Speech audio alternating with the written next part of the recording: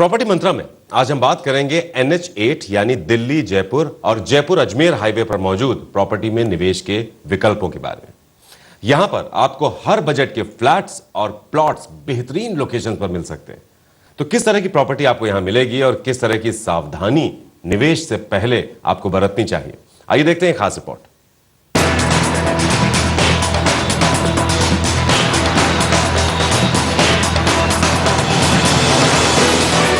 कभी नदियों के किनारे बसने वाले शहर अब हाईवेज और एक्सप्रेसवेज के किनारे बसते हैं। बेतरकीब ढंग से बसे हुए भारतीय शहरों में रहने वाले लोगों को प्लानिंग और हरियाली के बीच घर बनाकर देने का दावा हाईवेज और एक्सप्रेसवेज ही करते हैं।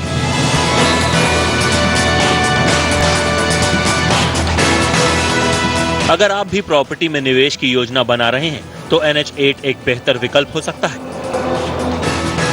दरअसल दिल्ली जयपुर हाईवे का नवीनीकरण किया जा रहा है।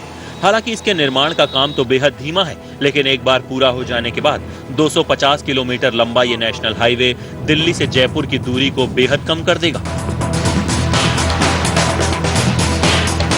NH8 पर गुड़गांव से लेकर जयपुर तक हर बजट के लोगों के लिए हर तरह की प्रॉपर्टी मौजूद है। डेवलपर्स का दावा है कि बेहद महंगा होने के बावजूद हाईवे के असर की शुरुआत गुड़गांव से ही हो जाती है। NH8 मैं समझता हूँ कि गुड़गांव के लिए एक मिड सेगमेंट का एक सेक्टर है, जहाँ पर बहुत सारे प्रोजेक्ट अभी जैसे सेक्टर 79 है, सेक्टर 89 है या 78 है। इन सेक्टर्स में बड़ा तेज़ी से अभी काम चल रहा है, क्योंकि वहाँ पर करीब 5,000 से लेकर 6,000 रुपये की रेंज में एक घर मिल जाता है। तो मैं समझता हूँ कि वहाँ एक मिड सेगमेंट के लिए एक अच्छी अपॉर्चुनिटी है। अगर आपका बजट कम है तो भी NH8 पर ग्राहकों के लिए विकल्पों की भरमार है।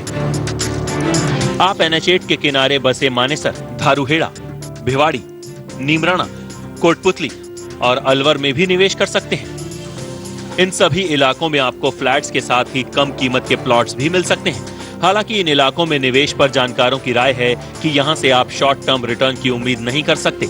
यहां पर निवेश करने के लिए 3 साल से लेकर 15 साल तक का वक्त आपको लेकर चलना ही होगा। देखिए, NH8 आपका हाईवे गुड़गांव से जयपुर की तरफ जा रहा है, जिसमें कि गुड़गांव के एंड पे काफ़ी हाई एंड इन्वेस्टमेंट ऑप्शंस हैं। जैसे जैसे आप गुड़गांव से आगे बढ़ते जाएंगे तो आपको बजट होम्स के ऑप्शन आते जाएंगे। अगर इन्वेस्टर्स एक लॉन्ग टर्म पर्सपेक्टिव से देख रहे हैं तो सोना, जो NH8 से थोड़ा साइड में आता है, सोना, भिवाड़ी एक अच्छे ऑप्शंस इन्वेस्टमेंट के आ सकते हैं। मानेसर, जहाँ पे कि इन्वेस्टमेंट का हॉरिजॉन 2 से 3 साल से ज़्यादा का हो। NH8 की एक खूबी है कि इसके साथ ही DMIC यानी दिल्ली मुंबई इंडस्ट्रियल कॉरिडोर भी बनाया जाएगा। इस कॉरिडोर के बन जाने के बाद NH8 पर जोरदार ढंग से औद्योगिक विकास होगा। उद्योग धंधों के विकल्प बढ़ने से रेजिडेंशियल प्रॉपर्टी की डिमांड में भी तेजी आएगी। ऐसे में यहाँ पर किया गया निवेश बढ़िया रिटर्न दे सकता है। भिवाड़ी और नीमराणा की प्रॉपर्टी को DMIC का सबसे ज्यादा फायदा मिलने की उम्मीद है। डेवलपर्स का भी मानना है कि सस्ते इलाकों में निवेश करना बड़े फायदे का सबब बन सकता है। ये अफोर्डेबल पॉइंट ऑफ व्यू से देखते हैं तो आज ये एरिया बहुत तेज़ी से ग्रो कर रहे हैं, जैसे दारूहेड़ा हो गया या नीमराना हो गया या भिवाड़ी हो गया। बट उसमें अभी क्या करेंगे, देखते हैं कि अगर हम हैबिटेशन पॉइंट ऑफ व्यू से देखेंगे थोड़ा सा टाइम लगेगा, लेकिन इन्वेस्टमेंट के हिसाब से अफोर्डेबल रेंज में अगर हम देखते हैं तो ये सेक्टर बड़े तेजी से ग्रो कर रहे हैं। NH8 पर निवेश के लिए अगर आप गुड़गांव से ज्यादा दूर नहीं जाना चाहते तो इससे जुड़ी सड़कों पर बसे सोहना में निवेश करना फायदेमंद हो सकता है। ऐसे ही भिवाड़ी भी अपने उद्योगों की वजह से काफी तरक्की कर रहा है। अलवर भी स्टेट हाईवे के जरिए NH8 से जुड़ा है और यहाँ पर भी निवेश करना फायदेमंद हो सकता है। जानकारों का भी मानना है कि गुड़गांव के पहुंच से बाहर हो जाने के बाद इन इलाकों में निवेश करना समझदारी भरा साबित होगा।